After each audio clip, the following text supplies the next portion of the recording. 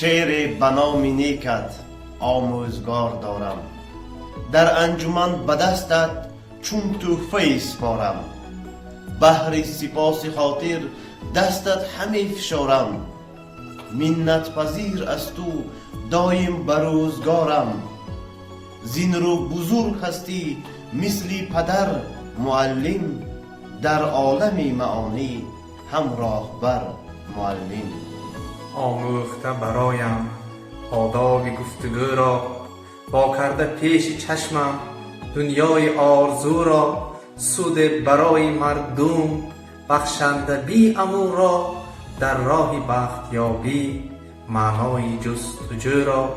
زین رو بزرگ هستی مثل پدر معلم، در عالم معانی هم راهبر معلم.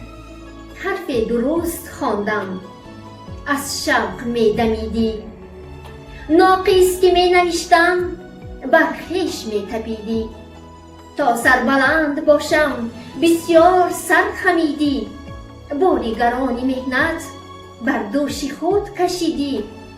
زین رو بزرگ هستی مثل پدر معلم، در عالم معانی هم راهبر معلم.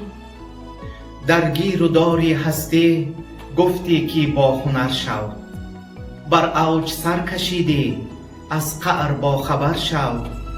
از دانش زمانت پیوسته بهره‌ور شو، در حفظ خلق و کشور فرزند نامور شو.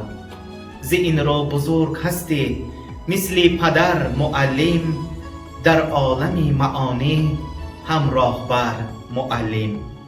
تقدیر نسل ملت بر ذمه تو بار است، زین بیشتر به دنیا دیگر چه اعتبار است. آموزگار آنگه ممنون و بختیار است، شاگردی با وفایش بر خلق افتخار است. زین رو بزرگ هستی مثل پدر معلم، در عالم معانی هم راهبر معلم.